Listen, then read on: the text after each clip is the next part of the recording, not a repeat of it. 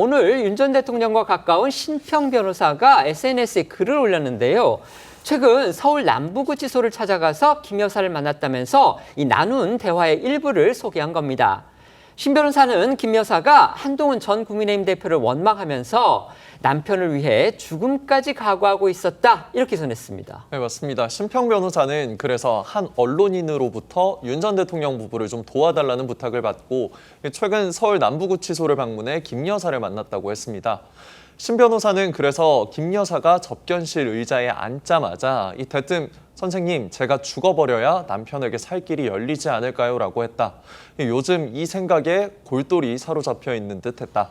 그러나 너무나 황망한 말에 나는 깜짝 놀랐다. 그렇게 생각하시지 말라고 달래며 약간의 위안을 드리려고 했다고 썼습니다. 신 변호사는 현세에서 아무리 엄중한 고통에 시달려도 스스로가 목숨을 끊어서는 안 된다라는 죽음학의 권위자 최준석 교수의 말을 들려줬다고 합니다. 신 변호사는 이어 김 여사가 이야기를 나누는 중에 한동훈이 어쩌면 그럴 수가 있느냐 이렇게 한탄하기도 했다면서 그러니까 한동훈 전 대표가 그렇게 배신하지 않았더라면 그의 앞길에는 무한한 영광이 기다리고 있었을 것 아니냐라고 했다고 전했습니다. 이 말을 듣고 신 변호사도 이 김 여사에게 한 전 대표에 대해 부정적인 평가를 하면서도 많이 어렵겠지만 그를 용서하도록 노력해 보라고 권했다.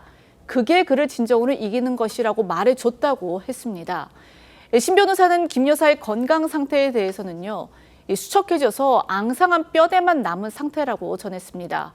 김건희 특검팀은 오늘 법원의 허가를 받아 지난 12일에 구속된 김 여사의 구속 기간을 이달 31일까지 연장한다고 밝혔습니다.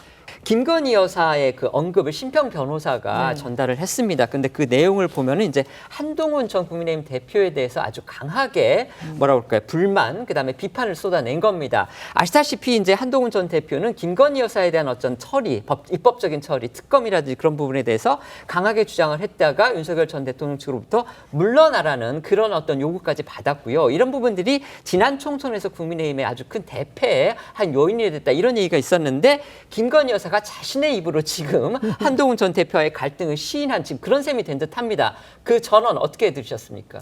본인이 그 노련한 정치인은 아니기 때문에 본인의 가치관을 그 변호사를 통해서 그냥 그대로 노출시켰다라고 보여지고요.